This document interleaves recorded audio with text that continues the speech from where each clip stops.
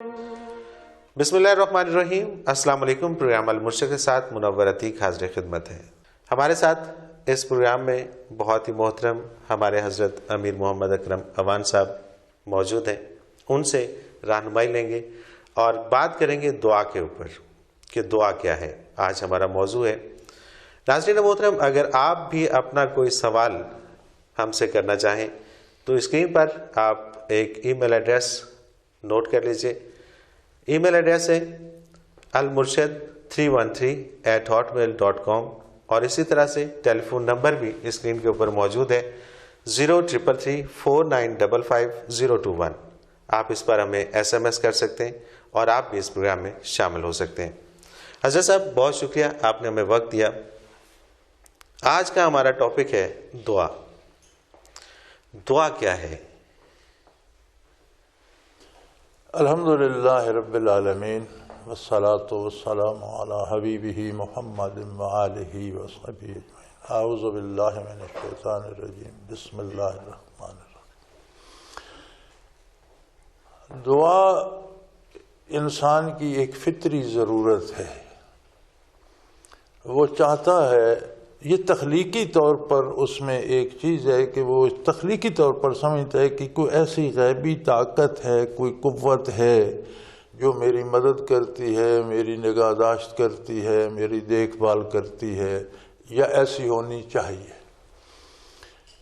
اب جو نان مسلم ہے وہ اس کی جگہ کوئی اور چیز فٹ کر لیتا ہے، کوئی تصوراتی چیز، کوئی تخیلاتی چیز۔ مسلمان کو پیدائشی طور پر اللہ کا پتہ دیا جاتا ہے، اور وہ اللہ سے وہ بات شیئر کرنا چاہتا ہے، پکارنا چاہتا ہے کہ جو چیز جہاں اس کو کسی مدد کی ضرورت ہے، اس کے باعث باہر ہو رہی ہے، اس کے لیے باعث تکلیف، اس کی بات کرے۔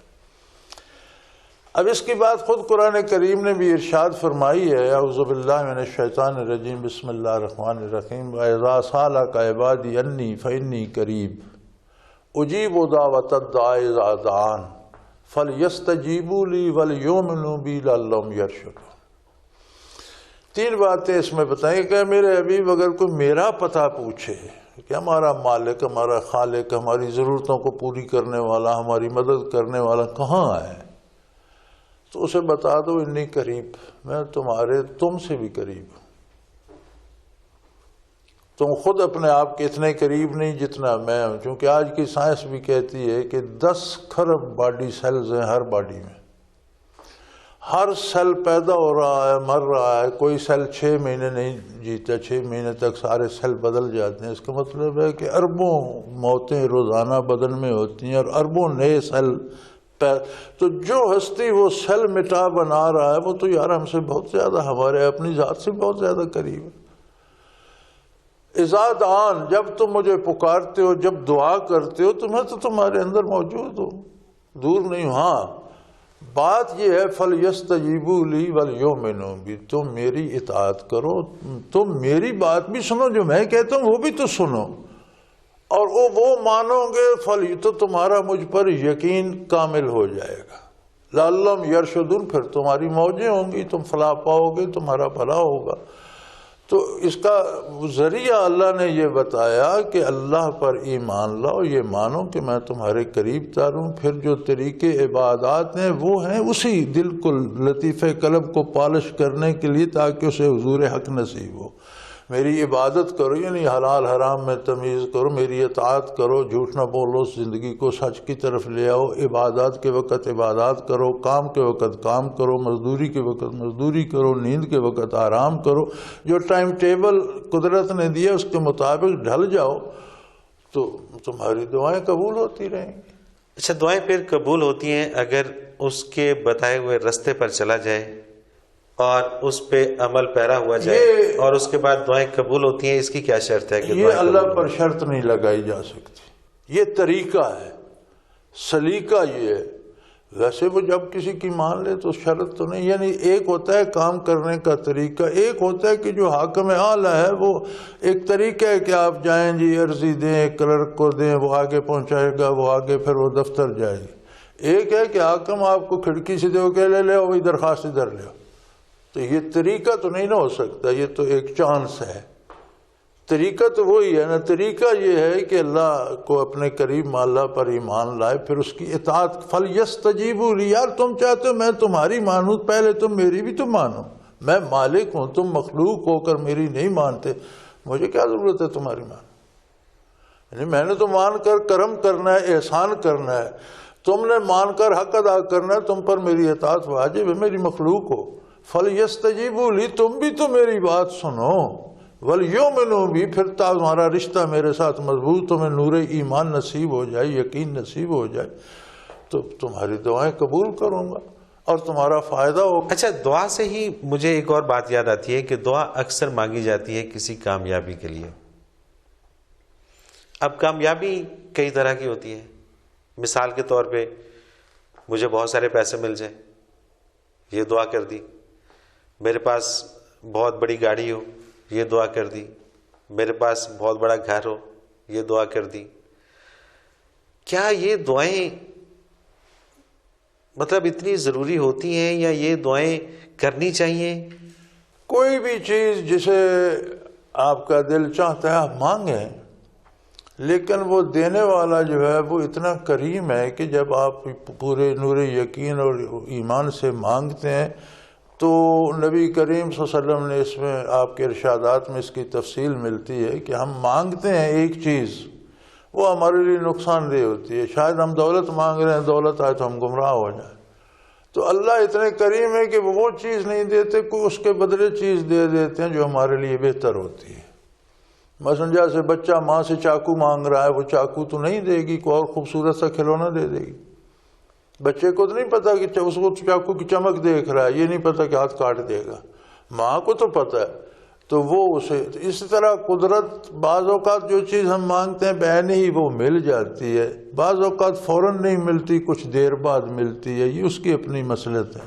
بعض اوقات وہ نہیں ملتی، اس کے بدلے کوئی چیز مل جاتی ہے. اور اگر یہ بھی نہ ہو، ساری چیزیں یہ نہ ہوں، تو اس دعا کو اللہ کریم اپنے پاس ذخیرہ کر لیتے ہیں. اور حضور کا ارشاد ہے کہ قیامت کو جب اعمال تولے جائیں گے تو بعض لوگ ایسے ہوں گے، فرشتے کہیں گے جس کے اعمال نیکی بدی ہم نے ترازو میں بار اعلیٰ رکھ دیے، تو ارشاد ہوگا نہیں، سارے نہیں رکھے، اس کے کچھ اعمال میرے پاس بھی ہیں. تو وہ دعائیں جن کا بدلہ دنیا میں نہیں دیا گیا، وہ اس وقت اس کے نام اعمال میں تولی جائیں گے. حضور کا ارشاد ہے کہ بڑے بڑے لوگ جن کی دعائیں قبول ہوتی تھیں اس وقت حسرت کریں گے کہ کاش دنیا میں دعا نہ مانی جاتی میری، آج میرے کام آتی، میرے نام اعمال میں. تو اس کا مفہوم یہ ہے کہ دعا ضائع نہیں جاتی.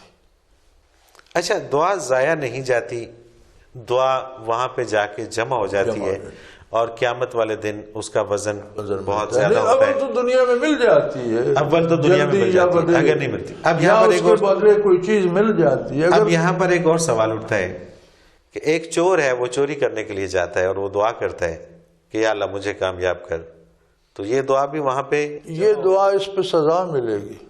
یعنی اطاعت الہی کے خلاف دعا کرنا گستاخی ہے، گناہ کے لیے دعا کرنا گستاخی ہے. جیسے آپ قانون کے خلاف کوئی درخواست قانون کے خلاف کورٹ میں دیں تو وہ تو توہین عدالت ہوگی نا. اچھا، دعا سے تقدیر بدل جاتی ہے؟ تقدیر کا الگ مسئلہ ہے، کیونکہ دعا خود تقدیر ہے. دعا سے تقدیر کیا بدلے گی؟ دعا خود تقدیر ہے کہ یہ بھی تقدیر میں ہے کہ فلاں بندہ یہ دعا کرے گا اور اس کو اس کا یہ بدلہ ملے گا. اچھا، اگر یہ تقدیر میں ہے کہ فلاں آدمی یہ دعا کرے گا اور اسے اس کا بدلہ ملے گا، تو پھر ہم کہاں کھڑے ہیں؟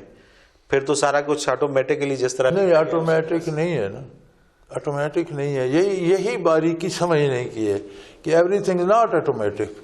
انسان کو سارے راستے بھی بتائے اللہ نے اور استعداد بھی دی. وہ چوری کرنا چاہے تو اس میں استعداد ہے، کر سکتا ہے، قتل کرنا چاہے کر سکتا ہے، نہ کرنا چاہے نہ کر. تو یہ کرنے نہ کرنے کا فیصلہ اس پر چھوڑ دیا، اور جو برائی ہے اسے نہ کرنے کا حکم دیا ہے، نیکی کو کرنے کا حکم دیا ہے.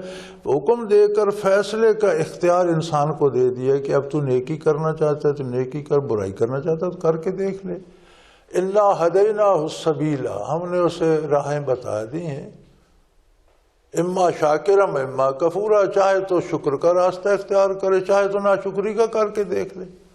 تو انسان کے پاس صرف یہ اختیار ہے کہ وہ یہ فیصلہ کر سکتا ہے کہ مجھے اچھائی کی طرف جانا ہے یا برائی کی طرف، صرف یہ اختیار ہے۔ باقی اس کے پاس کیا اختیار ہے؟ کیا وہ اپنی مرضی سے پیدا ہو سکتا ہے، اپنی مرضی سے مر سکتا ہے، اپنی آنکھ ناک خود بنا سکتا ہے، بیمار مرضی سے ہو سکتا ہے، صحت مند مرضی سے ہو سکتا ہے، امیر غریب مرضی؟ نہیں، کچھ نہیں۔ یہ سارے فیصلے قدرت کے ہیں۔ اس کے پاس یہی اختیار ہے کہ وہ اللہ کی اطاعت کی طرف جاتا ہے یا نیکی کی طرف وہ جاتا ہے یا برائی کی طرف۔ جس طرف جانا چاہے چلا جائے، پھر اس کا انجام اللہ نے۔ جو شخص نیکی کی طرف چلا جاتا ہے، اطاعت میں چلا جاتا ہے، اس کی تو خواہشات ختم ہو جاتی ہیں، اس سے تو دعا مانگنے کی ضرورت نہیں ہے۔ نہیں، دعا نہ خواہشات کبھی ختم ہوتی ہیں، نہ دعا کی ضرورت کبھی ختم ہوتی ہے۔ قدم قدم پہ آپ کو قدم قدم پہ ضرورت ہے ان چیزوں کی۔ پانی پیتے ہوئے ہر گھونٹ کے ساتھ ضرورت ہے کہ وہ پانی حلق کی بجائے پھیپھڑے میں بھی تو اتر سکتا ہے۔ کھانا کھاتے ہوئے بھی ضرورت ہے کہ یہ لقمہ جو آپ کھا رہے ہیں یہ صحت بھی دے سکتا ہے، بیمار بھی کر سکتا ہے۔ جو کام آپ کرنے جا رہے ہیں اس کا نتیجہ اچھا بھی ہو سکتا ہے، خراب بھی ہو سکتا ہے۔ تو اس کی قدم قدم پہ ضرورت ہے، ہر سانس پہ ضرورت ہے۔ جانے والی سانس رک بھی سکتی ہے۔ دیکھیے نا، اگر یہ فیصلہ میں نے کرنا ہے کہ دو راستے ہیں، ایک اچھائی کی طرف جاتا ہے، ایک برائی کی طرف جاتا ہے، تو پھر یا تو میں اچھائی پہ چلوں گا یا برائی پہ چلوں گا۔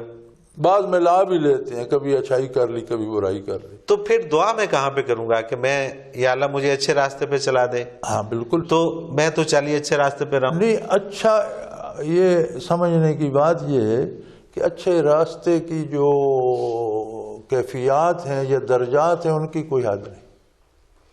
آپ اچھے پہ جا رہے ہیں، اس سے اور اچھا بھی ہے، اس پہ پہنچ گئے اس سے اور اچھا بھی ہے، اس پہ پہنچ گئے اس سے اور، اس کی لمٹ نہیں ہے۔ سب سے اعلیٰ مخلوق انبیاء علیہ الصلوۃ والسلام پھر وہ بھی دعا کرتے ہیں۔ تو یعنی جو کیفیات ہیں اور جو اس کے درجات ہیں وہ اتنے ہیں کہ وہ ختم نہیں ہوتا۔ اسی طرح برائی کے بھی درجات کی کوئی حد تو نہیں ہے یار۔ آدمی گرتا گرتا گرتا کہاں چلا جاتا۔ اچھا، ایک سوال ہمارے پاس آیا ہے۔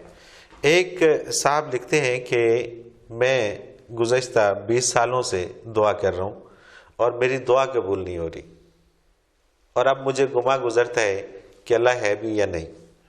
اب یہ وہ رزلٹ غلط لے رہے ہیں، نتیجہ جو انہوں نے اخذ کیا ہے وہ صحیح نہیں۔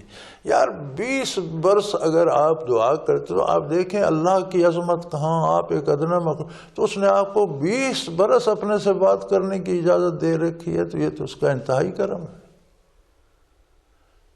کائنات کا مالک، خالق کائنات 20 برس سے آپ کو برداشت کر رہا ہے، یہ کیا کام ہے؟ مختلف اینگلز ہیں نا۔ آپ ایک چیز مانگ رہے ہیں، ممکن ہے اللہ نے اس سے اچھی چیز آپ کو دے دی ہو۔ پھر یہ کیا کم ہے کہ 20 سال سے آپ کو اللہ سے بات کرنے کا شرف حاصل ہے اور وہ کریم آپ کی بات سن رہا ہے، نہ آپ کی زبان بند کرتا ہے، نہ آپ کو در سے اٹھاتا ہے، نہ آپ کو منع کرتا ہے، تو یہ بجائے خود ایک بڑا انعام نہیں؟ اچھا، یہ معلوم ہو سکتا ہے کہ دعا قبول ہو گئی؟ بھی دیکھیں، دعا کی قبولیت کی اللہ پر کوئی شرط نہیں ہے۔ شیطان نے دعا کی کہ یا اللہ مجھے اگر مردود تو نے کر دیا ہے تو پھر مجھے ہمیشہ کی زندگی عطا کر۔ اس نے ہمیشہ کی تو نہیں دی، لیکن فرمایا قیامت تک تو زندہ رہے گا۔ اس میں دعا میں ترمیم فرمائی شیطان نے جو کی تھی، اس میں بدماشی یہ تھی کہ مجھے موت آئے ہی نہیں۔ فرمایا نہیں، موت تو آئے گی ہر ذی روح کو، لیکن تجھے موت تب آئے گی جب دنیا ساری کو موت آ چکی ہوگی۔ تو مان تو اس نے شیطان کی بھی لی، ابھی اس کی مرضی۔ لیکن اس میں بھی ایک باریک نقطہ ہے، شیطان نے حکم عدولی کی ہے، اللہ کی ذات کا انکار اس نے کبھی نہیں کیا۔ پھر یہی کہا نا کہ تو میرا پروردگار ہے، میں مردود تو ہو گیا، یہ تو میری غلطی، میں تو گیا راندے درگاہ تو ہو گیا، اب مجھے جینے تو اسے پتا تھا کہ زندگی یہ دے سکتا، وہ بات تو اس میں تھی نا۔ اور پھر بھی کہتا ہے انی اخاف اللہ رب العالمین، میں اللہ سے ڈرتا ہوں جو کائنات کا رب ہے۔ تو وہ ڈرتا تو اس کی قدرت کاملہ اور اس کی گرفت سے ہے نا، ڈر کے اطاعت تو نہیں کرتا، قائم نافرمانی پر ہی ہے۔ مطلب وہ سزا کے ڈر سے وہ ڈرتا ہے کہ جو اسے سزا ملنے والی ہے. اسی کو یہیں سے کنٹینیو کریں گے. ناظرین ایک مختصر سا کمرشل بریک, اس کے بعد حاضر ہوتے ہیں, ہمارے ساتھ رہیے گا.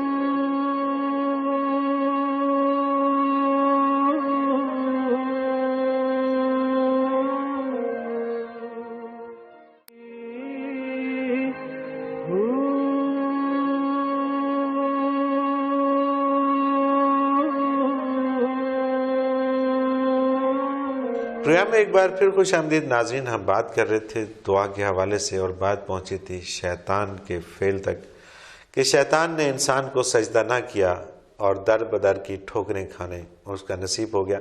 اور آج بھی کئی سارے ایسے لوگ ہیں جو انسان کی قدر نہیں کرتے. حضرت صاحب, شیطان نے تو قدر نہ کی انسان کی اور حکم عدولی کی اور اس کی وجہ سے اس کو سزا ملی, اور وہ اسی وجہ سے شاید ڈرتا ہے جس طرح سے آپ نے فرمایا. آج بھی بہت سارے انسان ہیں جو انسان کی قدر نہیں کرتے. وہ کس کیٹیگری؟ اب دیکھیے نا, شاید دعا کی بات آپ ارشاد فرما رہے تھے, تو شیطان نے دعا کی, قبول ہوئی, ترمیم کے ساتھ قبول ہوئی, لیکن آپ اس کا رزلٹ دیکھیں نا کیا ہے کہ شیطان کو اگر زندگی اتنی نہ ملتی تو کم از کم اتنے گناہ نہ کرتا کہ وہ قیامت تک گمراہی سمیٹتا رہتا. جتنے لوگوں کو غلط راستے پہ ڈالتے اس کی ساری سزا اس پر بھی تو آتی ہے. تو دعا میں دیکھنا بھی تو یہ پڑتا ہے نا کہ جیسا بندے کا یا دعا مانگنے والا کا جیسا رشتہ اللہ کے ساتھ ہے ویسا ہی جواب آتا ہے. شیطان کا رشتہ برائی کے ساتھ تھا, اسے مہلت ملی تو وہ مزید قیامت تک برائی ہی کرتا رہے گا نا. اس دعا کا اسے فائدہ تو اسے پتہ چلے گا قیامت میں کہ یہ تو میں نے اپنی تباہی خریدی.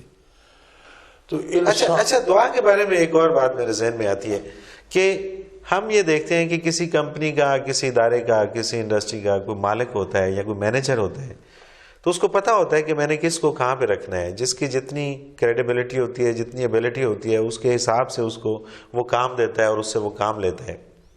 تو اللہ تعالیٰ تو بہت بڑا مینیجر ہے, تو پھر ہم اس سے دعا کرتے ہیں. نہیں, بات یہ ہے کہ دعا سے مراد اللہ کے نظام میں خلل ڈالنا نہیں ہے. دعا سے مراد ہے کہ جو میں فیل کر رہا ہوں وہ میں اپنے مالک سے شیئر کرتا ہوں, اللہ سے شیئر کرتا ہوں. اب یہ ضروری نہیں کہ جو قدرت کا پروگرام ہے وہ بدل جائے گا. بات یہ کہ جو میں فیل کرتا ہوں وہ میری محسوس کرنا جو ہے وہ کمزور ہے یا اچھا ہے یا میرے جیسا وہ بے وقوفانہ ہے, جاہلانہ ہے, اس کو چھوڑ دیں. یہ بھی تو ایک بات ہے کہ آپ بات کس سے کر رہے ہیں.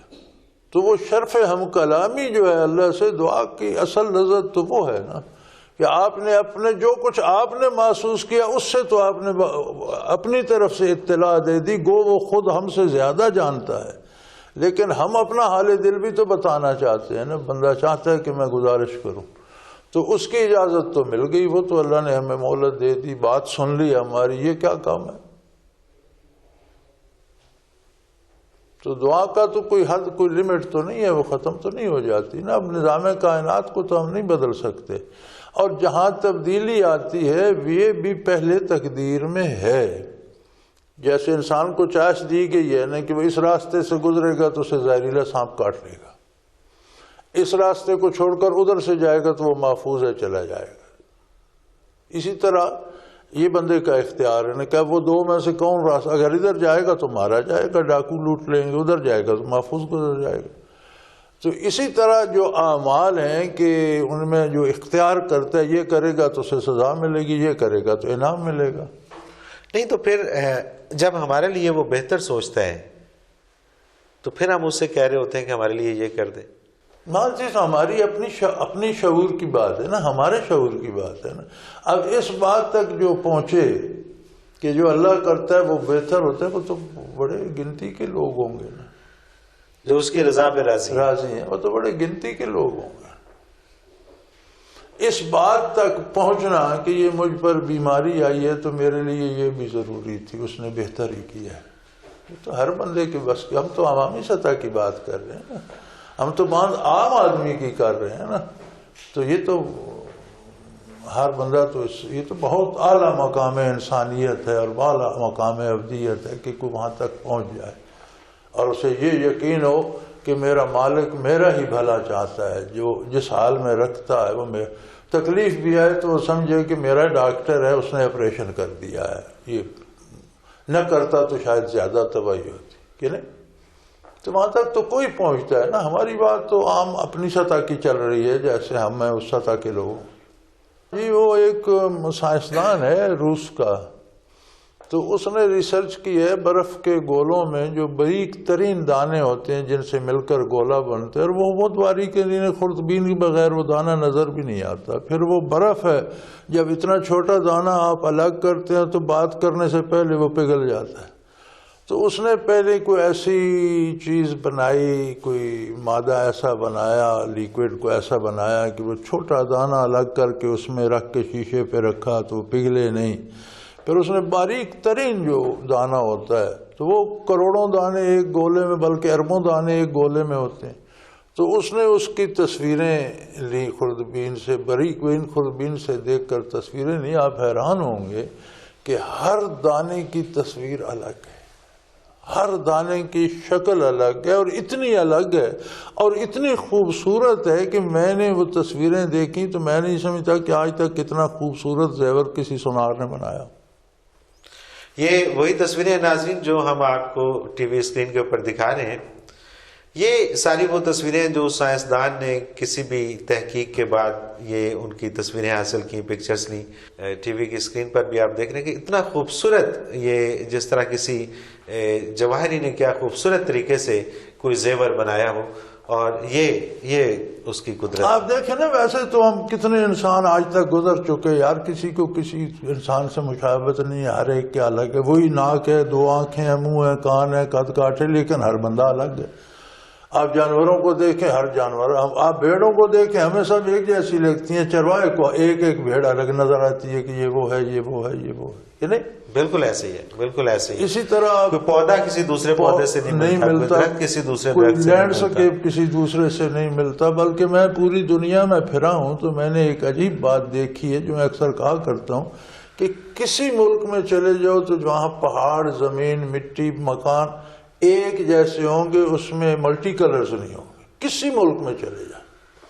جب آپ پاکستان میں آتے ہیں تو یہاں ایک پہاڑ میں ملٹی کلرز، یعنی ایک لیئر جا رہا ہے سفید، ایک نیچے نیلا جا رہا ہے، ایک ریڈ جا رہا ہے. ایسا پہاڑ دنیا میں کہیں نہیں ملتا. آپ کسی علاقے میں 5 میل کے فاصلے پہ چلے جائیں، زبان میں ڈفرنس ہے، مکانوں کی بناوٹ میں ڈفرنس ہے، لوگوں کی سوچ میں فرق ہے. یعنی جو قدرت کا شاہکار ہے قدرت کی جو رنگا رنگی پاکستان میں ہے، میں نے دنیا میں کہیں نہیں دیکھی. اچھا صاحب، جو اتنا خوبصورت کاریگر ہے، پھر ہم اسے ایڈوائس دے رہے ہوتے ہیں اور اتنا ہمارے قریب تر ہے. یعنی آپ دیکھیں نا، ایک انسان کے اندر اگر 10 کھرب، دنیا کی آبادی 6 ارب ہے، ایک ہیومن باڈی میں اگر 10 کھرب سیل ہیں، ہر سیل پیدا ہو رہا ہے، دوسرا مر رہا ہے. جو پیدا ہوتا اپنے جیسا سیل پیدا کر کے وہ مر جاتا ہے. تو اس کا مطلب ہے وہ بن بھی رہے ہیں، مر بھی رہے ہیں، اور ایک لمحے میں وہ اربوں مرتے ہیں. چونکہ 6 مہینے سے زیادہ کسی 10 کھرب سیل نے اگر 6 مہینے میں مر جانا ہے تو اسے آپ ملٹی پلائی کر کے تقسیم کر کے دیکھ لیں کہ ایک لمحے میں، ایک سیکنڈ میں کتنے مرتے ہیں. وہ تو آپ کمپیوٹر پہ نکال کے دیکھ لیں. تو اتنے پیدا بھی ہوتے ہیں اور ہمیں فیل بھی نہیں ہوتا، پتہ ہی نہیں چلتا. تو جو ہستی اتنے قریب تر ہے، اب اس کو نہ ماننا یا اس کے ساتھ تعاون نہ کرنے کا پھر نقصان تو ہمیں اٹھانا پڑے گا. اچھا، ایک دعا کے ساتھ ایک بد دعا ہوتی ہے، تو بد دعا کا کیا کانسیپٹ ہے؟ بد دعا کا کیا؟ بد دعا کی حقیقت یہ ہے کہ کسی کا کوئی حق چھینا جائے یا کسی پر ناروا ظلم کیا جائے. ضروری نہیں کہ وہ الفاظ میں ادا کرے، اس کے خلاف اس کے دل میں جو کیفیت پیدا ہوتی ہے، جو وہ محسوس کرتا ہے، جو درد پیدا ہوتا ہے اور جو اس کی آہ نکلتی ہے، وہ بد دعا ہے اور اس سے بچنا چاہیے. اچھا، بد دعا کا کہتے ہیں کہ وہ جلدی قبول ہو جاتی؟ نہیں، جلدی نہیں ہوتی. وہ بھی بعض اوقات یہ ہوتا ہے کہ اس کا حق نہیں بنتا، وہ بیٹھا بد دعائیں کر رہا ہے خواہ مخواہ، اپنے طور پر اس نے بنا رکھا ہے یہ میرا حق ہے، یہ چھینا گیا. تو وہ تو اس میں تو قدرت تفریق کرتی ہے نا کہ کون مستحق ہے کون نہیں ہے، ہمیں کیا پتا. تو بد دعا کی گنجائش اسلام میں موجود؟ ہاں، گنجائش ہے اسلام میں. اسی لیے فرمایا گیا کہ کسی کو دکھ نہ دو، کسی کا حق نہ چھینو، کہ اس کے دل سے جو وہ کیفیت بنتی ہے کہ کیوں میرا حق چھینا گیا، اور اس کی دنیا میں سننے والا کوئی نہیں، اسے کسی سے امید نہیں، تو وہ پھر صرف اللہ سے بات کرتا ہے، تو یہ اس سے بچنا چاہیے، اس سے بچنے کی تاکید کی گئی ہے۔ تو یہ کردار کے لیے بھی تو ضروری ہے، کردار سازی کے لیے، کہ آپ کسی کے ساتھ ناجائز نہ کریں، کسی کا حق نہ چھینیں، کسی کو ناجائز دکھ نہ دیں۔ تو دعا اور بد دعا دونوں اصل ایک کیفیت ہے جو آپ کے قلب کی گہرائی سے نکلتی، اسے الفاظ تو ویسے ایک شرف ہے کہ آپ نے اپنی بات اللہ سے اپنے زبان میں کر لی، اصل تو وہ کیفیت ہے، اور وہ ضائع نہیں جاتی، نہ دعا ضائع جاتی ہے نہ بد دعا ضائع جاتی ہے۔ اچھا، دعا کرنے کے لیے کوئی خاص طریقہ بھی ہوتا ہے؟ جس طرح ہم دیکھتے ہیں کہ نماز کے اندر ایک دعا کی ایک تسلسل ہے، ایک خاص طریقہ ظاہر ہے۔ میں تو یہ سلیقہ ہے کہ بندہ صاف ستھرا ہو، پاکیزہ ہو، اللہ کو یاد کرے، پھر درود شریف پڑھے، اللہ کی ثنا بیان کرے، حمد بیان کرے، تیری عظمت ہے، تو قادر ہے، درود شریف پڑھے۔ اور علماء فرماتے ہیں کہ درود شریف بھی تو ایک دعا ہے نا، کہ اللہ حضور پر رحمت نازل فرما اور آپ کے آل پر رحمت نازل فرما، تو یہ بھی تو ایک دعا ہے۔ تو فرماتے ہیں کہ آپ دعا کے اول آخر درود شریف پڑھتے ہیں، تو یہ تو مناسب نہیں کہ اللہ کریم پہلی دعا بھی قبول کر لے، آخری کے درمیان سے چھوڑ دے، یہ قبولیت کا ایک بہانہ بھی بن جاتا ہے، چونکہ درود شریف وہ دعا ہے جو مقبول ہوتی ہے، رد نہیں ہوتی، تو ہے تو وہ بھی دعا۔ تو دعا کا طریقہ، سلیقہ، یہ ساری باتیں ہیں، لیکن حقیقت دعا کی یہ ہے کہ آپ کے نہاں خانہ دل سے کیا اٹھا ہے۔ اچھا، یہ تو اب دل کی بات آ گئی، اپنے دل کی بات آ گئی، اور دعا اگر میں نے کرنی ہے تو پھر میرے دل سے کیا اٹھا ہے مجھے یہ دیکھنا ہوگا۔ لیکن جب میں دیکھتا ہوں کہ مجھے کوئی چیز، کوئی خواہش میرے دل میں اٹھی اور میں اٹھ کے چلا گیا کسی دوسرے شخص کے پاس جو میں سمجھتا ہوں کہ وہ بہت نیک ہے، بزرگ ہے، اور وہ اللہ کے زیادہ قریب ہے، تو میں اسے جا کے کہتا ہوں کہ آپ میرے لیے یہ دعا فرما دیجیے۔ اچھی بات ہے، اس میں کوئی حرج نہیں ہے۔ تو دل سے نکلنے والی بات اصل دعا تو ہے جو آپ کے دل سے نکلے۔ اب وہ آپ کو کسی اللہ کے نیک بندے کے پاس لے گئی تو یہ مزید اچھی بات ہے، اس میں اور بہتری ہے، اس میں کوئی حرج نہیں ہے، لیکن اللہ کے بندے ہوں، کاروباری نہ ہوں۔ اچھا، یہ کیسے پتہ چلے گا کہ یہ اللہ کے بندے ہیں اور یہ کاروباری ہیں؟ اب یہ جب کسی سے معاملات ہوتے ہیں تو پتہ تو چل جاتا ہے، ہم خود آنکھیں بند کیے رکھے تو جب کسی سے معاملہ ہوتا ہے تو پتہ تو چل جاتا ہے کہ یہ بندے میں للہیت ہے، یہ بھی ہماری، یہ مجھ سے پیسے لے کے اپنی دنیا سنوار رہا ہے۔ مطلب جو پیسے لیتا ہے وہ دنیا دار ہے؟ حضرت نہیں، پیسے بھی دیتے ہیں لوگ، دیتے ہیں اپنے عقیدت مندوں کو، لیکن جس کی نظر ہی پیسے پہ ہوتی ہے۔ کچھ ایسے لوگ ہوتے ہیں حضرات، ایسے ہم نے دیکھے ہیں، بزرگ ہوتے ہیں، ہم ان کی خدمت کرتے ہیں، نہیں بھی کرتے تو انہیں کوئی فرق نہیں پڑتا۔ بالکل صحیح ہے۔ ہم اپنی سعادت سمجھتے ہیں، لیکن ہم تحفہ لے جاتے ہیں تو رکھ لے، نہیں لے جاتے تو یہ نہیں کہ آج بات نہیں سنی جائے گی۔ کچھ لوگ ایسے ہوتے ہیں جنہیں توقع ہی ہوتی ہے کہ آ رہا ہے کچھ تو دے کے جائے گا۔ اچھا، دعا میں جو واسطہ ہوتا ہے اس کی کیا اہمیت ہے؟ واسطہ یا وسیلہ جو ہے یہ ایک الگ موضوع ہے، یہ صرف دعا میں نہیں ہوتا، ہر کام میں ہوتا ہے، اور ایک حد ہے اس کی، ایک لمٹ ہے کہ واسطے کو واسطے کی حد تک رکھا جائے۔ اب حدیث شریف میں آتا ہے کہ 3 بندے تھے، وہ غار میں گھسے، 12 شاہی، تو جو غار میں گھس کے، بخاری شریف کی حدیث ہے، تو ایک اوپر سے ایک بڑی چٹان لڑکی ہوا گیا، غار کا منہ بند ہو گیا۔ تو حضور نے فرمایا جب انہوں نے نکلنا چاہا، بڑا زور لگایا تو بڑی بھاری چٹان تھی، نہیں کھسکتی تھی، ارد گرد چٹانوں کی غار تھی، کھودا بھی نہیں جا سکتا تھا، نکلنے کا راستہ بند ہو گیا۔ تو انہوں نے کہا کہ بھی اپنے اپنے اعمال اللہ کی بارگاہ میں پیش کر کے دعا کرو۔ لیکن ایک نے کوئی اپنا عمل پیش کیا، دو تھوڑی سی سرک گئی، دوسرے نے کوئی اپنی نیکی پیش کی، یا اللہ یہ تیری رضا خاطر میں نے کی تھی، تھوڑی سی اور سرک گئی لیکن نکلنے کا راستہ نہ بنا۔ تیسرے نے کوئی کردار کے بارے بات تھی، وہ لمبی ہو جائے گی، تیسرے نے دعا کی اللہ وہ نیکی میں نے آپ کی خاطر کی تھی، اگر وہ مقبول ہے تھوڑا تو چٹان ساری ہٹ گئی۔ اب جو عمل ہے یہ بھی تو مخلوق ہے، تو آپ نے مخلوق کا واسطہ دیا نا، اسی طرح آپ کا کسی نیک بندے سے تعلق ہے یا کسی مزار پر گئے ہیں یا کسی بارگاہ یا روضہ اطہر پہ جاتے ہیں تو آپ دعا کریں اللہ تیرا نبی بھی کریم ہے، میں اس کی بارگاہ میں حاضر ہوں، تو میری اس کی حوالے سے بات سن لے، میں اس کا امتی ہوں. تو یہ جائز ہے. اگر آپ کسی اللہ کے علاوہ کسی بھی دوسرے کہیں میری یہ دعا سن لے تو وہ جائز نہیں، وہ جائز نہیں ہے. حضرت صاحب ہمارے پروگرام کا وقت پھر اپنے اختتام کو پہنچا. یہ موضوع بہت طویل اور وقت بہت قلیل، انشاءاللہ. اور ناظرین محترم آج ہم نے دعا کے اوپر بات کی، اور یقیناً دعا میں واسطہ دینا یا دعا اگر آپ کو کسی اچھے اور نیک بندے سے ملوا دیتی ہے تو یہ بھی بڑے شرف کی بات ہے، اور دعا جو دل سے نکلتی ہے وہ بہرحال اثر رکھتی ہے. اس کے ساتھ ہی منورتی کو اجازت دیجیے. اللہ حافظ.